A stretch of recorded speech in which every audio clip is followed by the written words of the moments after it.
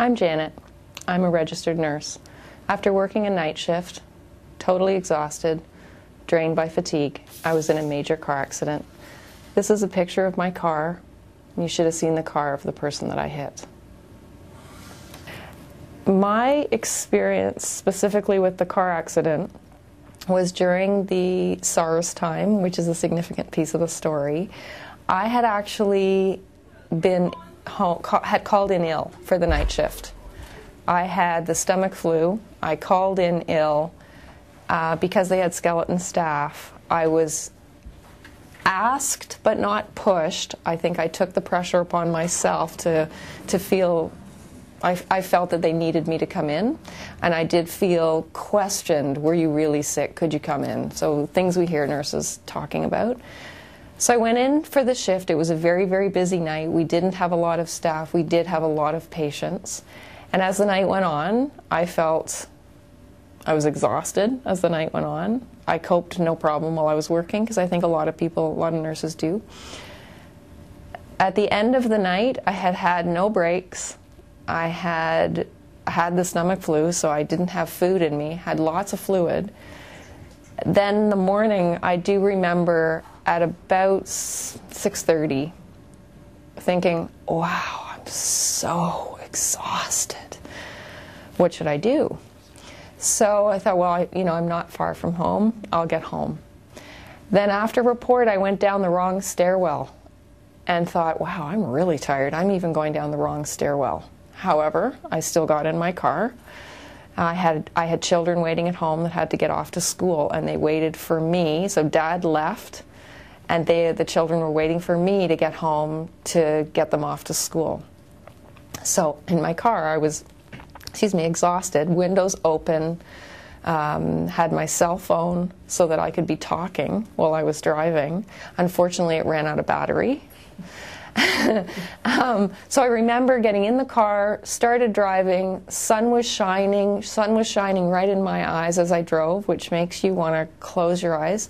I remember my eyes starting to close, feeling really tired. I came off the highway, so I had about a 3-minute highway drive, came off the highway, hit that point where you think, wow, this is great, I'm almost home, I'll be home in about 2 minutes. Came around a corner, and from the corner for a good half a mile, I have no recollection from coming around the corner to when I woke up. There were people climbing in the windows, and the car was being taken apart. So I knew I was exhausted, but I felt I had no other choice at that point.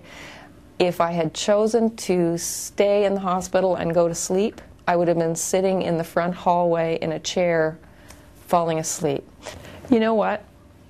I absolutely knew I shouldn't drive. I absolutely knew that I shouldn't be driving. I had never felt that tired in my life. So I've never been faced, I've never failed an exam, I've never had anything like that happen to indicate that me, Florence Nightingale, wouldn't be able to make it through. Fatigue is something that we as nurses have to manage every night shift, every day. We have to manage it whether we're working all night or whether we've just finished a 12-hour shift. Particularly, though, when you look at nights, fatigue is an issue that everybody has to deal with, but they're not necessarily educated on what it means, what it looks like. The expectations of ourselves by the institution, by ourselves, and what we're taught in school is that we will just persevere, we will cope. We're not provided with policies, we're not provided that say we should be getting sleep. We don't have any backing with physical places to sleep in the institutions. So the framework is laid down from the very beginning of your nursing career that you're not paid to sleep. And I've heard that very many times throughout my career. I think that nurses, as they move forward in their lives and get older, they become more and more impacted by that fatigue, and they develop coping strategies to deal with it. After I had my car accident, I had reached out to all of my nursing colleagues, A, to inform them, and B, to just try to make that little ripple effect in the water, make it grow, to see where we could get it to land. And as a result of doing that, I started getting lots of feedback from many people, people I knew, people I didn't know, and people, the things that nurses do to cope and to keep themselves safe shocked me.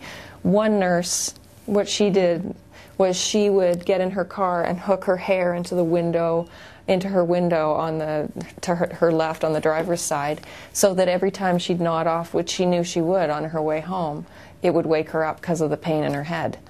That one was particularly shocking to me. Then there was many people who came forward that they had actually lost coworkers to car accidents from fatigue. So they had also experienced grief around it.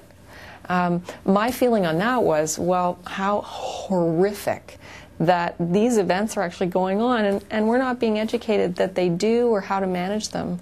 That when we're exhausted, we will do something called microsleep. And we will actually be walking, talking, moving asleep. And that really twigged my memory to think back on lots of different times when I had worked a night shift and had little events where I'd think, whoa, I was foggy. Fogginess when you're actually doing a resuscitation for a newborn. Working in obstetrics, my history is working in obstetrics, so a critical care area, as well as working in pediatric ICU, another critical care area. So you may be even on break, getting a little relaxation, and then you're jolted into awake, functioning, and the patient is reliant. Their survival is reliant upon you as a team member working effectively.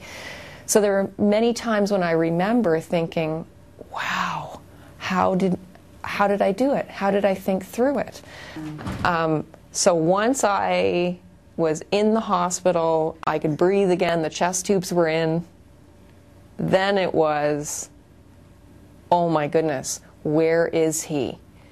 What can I do to help him? Because it's SARS. His family, I remember saying his family can't see him. Somebody has to help him. So, yeah, definitely, that was horrific. That was horrific. It still hurts. I mean, I could burst into tears. I can intellectually go through it. I wasn't drunk. I wasn't, you know, but regardless, you still carry in your heart that you hurt somebody. More sleep, you have to take care of yourself. Why did you sacrifice yourself? So there are lots of issues around really trying to establish my own boundaries for my own safety, that's I have to take care of myself. No one is going to do it for me. I had to make that choice. Yeah, so that was the significant shift in the moment, and the reality that, wow, because of my really stupid choice, I could have put my children in a situation where they didn't have a mom. That was brutal. Brutal, just because I want to be Florence Nightingale. And then immediately I remember turning to the person beside me and saying, oh my goodness, I fell asleep. I fell asleep. And the person beside me was a police officer saying, don't talk about it. Stop talking.